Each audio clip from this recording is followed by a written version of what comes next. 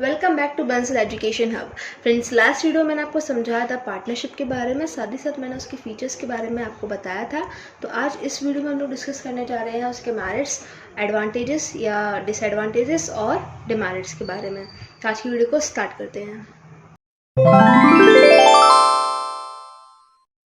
Bansal education hub.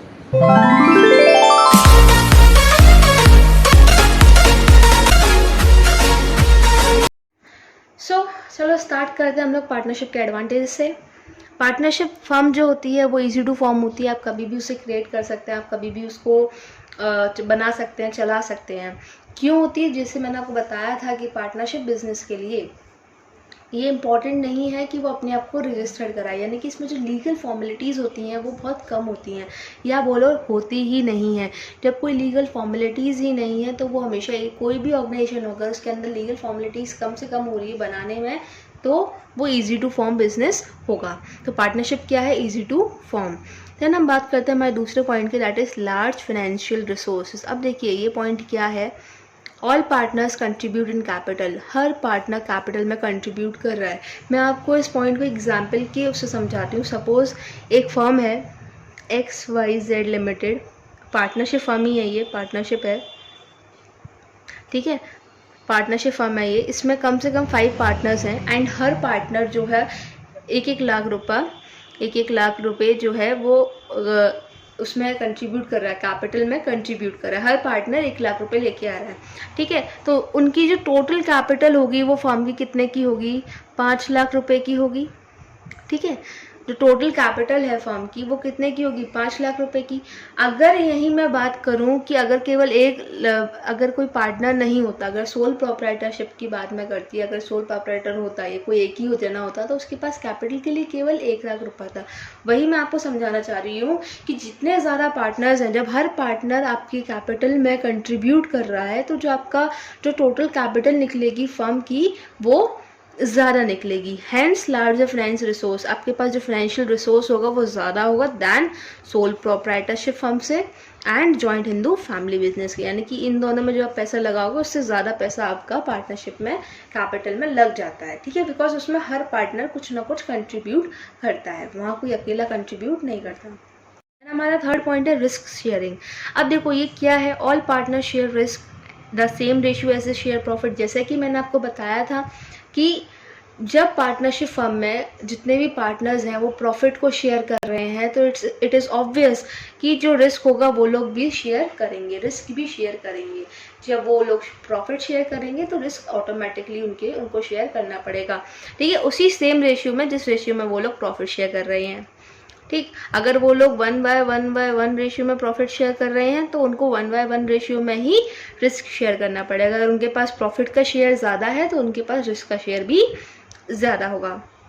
Then division of work क्या कहता है, partners divide work according to their skills and knowledge. जो partners हैं वो डिवाइड करते हैं वर्क को अपनी अकॉर्डिंग टू देयर नॉलेज के हिसाब से और स्किल्स के हिसाब से। इसका क्या मतलब है, अगर suppose A, B, C 3 partners हैं, A जो है वो फाइनेंशियल में अच्छा है, B जो है मार्केटिंग में अच्छा है और C जो है मैनेजमेंट में अच्छा है, तो ये अपने वर्क के अकॉर्डिंग, जो अपने स्किल्स के अकॉर्डिंग अपने वर्क को डिवाइड करेंगे, ठीक है।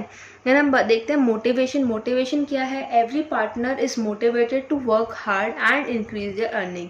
अब देखिए हर पार्टनर के अंदर ये मोटिवेशन होनी चाहिए, ये मोटिवेट होना चाहिए कि वो और ज़्यादा से ज़्यादा वर्क करे ताकि वो अपनी अर्निंग्स को बढ़ा सके। अभी कुछ बच्चों के दिमाग में ये क्वेश्चन आ रहा होगा, भाई उसका तो शेयर फिक्स है, वो कैसे ज़्यादा प्रॉफिट कमाएगा? तो बेटा जब आपकी फर्म ज़्यादा प्रॉफिट कमाएगी तो आपके शेयर में भी ज़्यादा पैसा आएगा, ठीक है। वही चीज़ है, अपनी फर्म को जब तक आपकी फर्म को ज़्यादा से ज़्यादा प्रॉफिट होगा आपको भी ज़्यादा से ज़्यादा प्रॉफिट होगा। देन लास्ट पॉइंट इसका फ्लेक्सिबिलिटी। फ्लेक्सिबिलिटी क्या है, partnership firm can make changes in their size, capital etcetera without prior permission of government. Because इसमें कोई भी गवर्नमेंट का रोल नहीं होता, लीगल फॉर्मेलिटीज़ कम से कम होती हैं। जो पार्टनरशिप फर्म्स हैं अपने साइज़ को लेकर, कैपिटल को लेकर, किसी चीज़ को लेकर कुछ भी चेंजेस कर सकती हैं, ठीक है। तो ये है कि ये बनाता है पार्टनरशिप फर्म को फ्लेक्सिबल। तो these were the points of advantages, या मैं बोलूँ मेरिट्स। तो क्या क्या पॉइंट्स हैं हम एक बार देख लेते हैं। Partnership firm is easy to form, partnership firm has larger financial resources, partnership firm has risk sharing, then division of work, then partnership firm की जितने partners होते हैं वो motivate होते हैं, then partnership firm is flexible nature. Okay, then हम लोग बात करते हैं डिसएडवांटेजेस के बारे में. तो सेम केस जैसे कि एडवांटेजेस में हमारे 6 पॉइंट्स थे, वैसे ही डिसएडवांटेजेस में भी हमारे 6 पॉइंट्स हैं. एंड बहुत इजी पॉइंट्स हैं, आपको ऐसे ही याद हो जाएंगे, आपको बस समझने की ज़रूरत है. देखिए, पार्टनरशिप फर्म में अनलिमिटेड लायबिलिटी होती है पार्टनर्स के पास. मैं आपको बता चुकी हूँ फीचर्स, मैंने आपको उससे पहले बताया था कि जो लायबिलिटी होती है वो अनलिमिटेड होती है पार्टनर्स की, ठीक है. उनको अपनी पर्सनल प्रॉपर्टी में से भी बेचना पड़ जाता है. Then non transferability of share, partners अपने शेयर को ट्रांसफ़र नहीं कर सकते तब तक जब तक जो वो लोग दूसरे पार्टनर से कंसर्न नहीं करने थे, ठीक है. देन कॉन्फ्लिक्ट्स होते हैं, जब कोई अगर एक बंदा एक काम कर रहा है तो कोई झगड़ा होने की कोई बात ही नहीं है. लेकिन अगर एक ही काम को बहुत सारे लोग कर रहे हैं तो हर किसी के आइडियाज़ आते हैं, हर किसी का व्यू आता है, तो उसकी वजह से झगड़े होने की वो रहती है. देन अनसर्टेनिटी देखिए क्यों है, देखिए अनसर्टेन क्यों है ये, इसलिए अगर किसी एक पार्टनर की, सपोज अगर कितने भी पार्टनर्स हैं, किसी एक पार्टनर की डेथ हो जाती है या फिर वो इंसॉल्वेंट हो जाता है या उसके अंदर ऐसी कैपेसिटी नहीं रहती कि वो पार्टनरशिप फर्म को चला सके, तो उसकी वजह से भी क्या है, पार्टनरशिप फर्म पे इफ़ेक्ट आता है. अगर हो सकता है कभी कभार ऐसा भी होता है कि कोई एक पार्टनर ही बोले कि नहीं भाई मुझे ये फर्म बंद करनी है, तो क्या है दूसरे पार्टनर्स को मजबूरी में वो फर्म बंद करनी पड़ेगी, चाहे वो चाहें या नहीं चाहें. तो ये क्या है, अनसर्टेन है. Then risk of mutual agency. तो फ्रेंड्स ये पॉइंट क्या कहता है, सपोज अगर कोई एक पार्टनर जो है वो डिसऑनेस्ट हो जाता है या फिर वो कोई ऐसा काम कर देता है जो उसके पर्सनल बेनिफिट के लिए हो, फर्म के नुकसान के लिए हो, तो क्या बाकी जो पार्टनर्स होते हैं वो बाइंड हो जाते हैं, उनकी मजबूरी हो जाती है कि उनको वो कॉन्ट्रैक्ट मानना पड़ता है. जो अगर किसी पार्टनर ने डिसऑनेस्टी दिखाई और एक ऐसे कॉन्ट्रैक्ट पे साइन कर दिया जिसकी वजह से उसका पर्सनल बेनिफिट हो रहा है लेकिन फर्म का जो है वो लॉस हो रहा है, तो क्या है बाकी जो पार्टनर्स हैं उनको सफ़र करना पड़ेगा, वो बाइंड होते हैं उस कॉन्ट्रैक्ट को निभाने के लिए, ठीक है, वो चीज़. देन हमारा जो लास्ट पॉइंट है वो है lack of public confidence. Friends ये पॉइंट बहुत ही ज़्यादा इंपॉर्टेंट है, आप लोग ये देखिए, बहुत ज़्यादा इंपॉर्टेंट पॉइंट है. डिमेरिट क्यों है, स्पेशली बिकॉज इसके ऊपर काफ़ी सारी केस स्टडीज़ भी आ जाती हैं.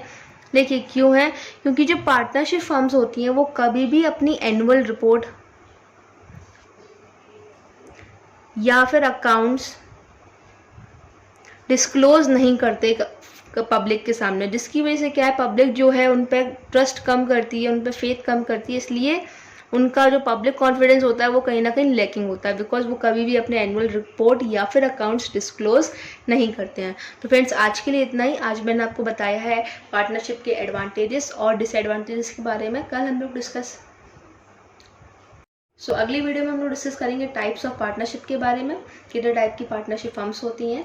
तो आज के लिए इतना ही. एंड मेरे चैनल को सब्सक्राइब कीजिए. मुझे बहुत अच्छा लग रहा है कि बहुत से बच्चे ऐसे हैं जो मेरे को कमेंट करके इतना बोल रहे हैं, उन लोगों को मेरी वीडियोस अच्छी लग रही हैं. I feel really very good, thank you very much. और जितने लोग मेरे चैनल पर नए हैं प्लीज़ सब्सक्राइब कीजिए, साथ ही साथ वीडियो को लाइक करिए और शेयर भी कीजिए, और मुझे ऐसे ही मोटिवेट करते रहिए कि मैं आप लोगों के लिए ऐसी और वीडियोज़ लेके आती रहूँ. Thank you.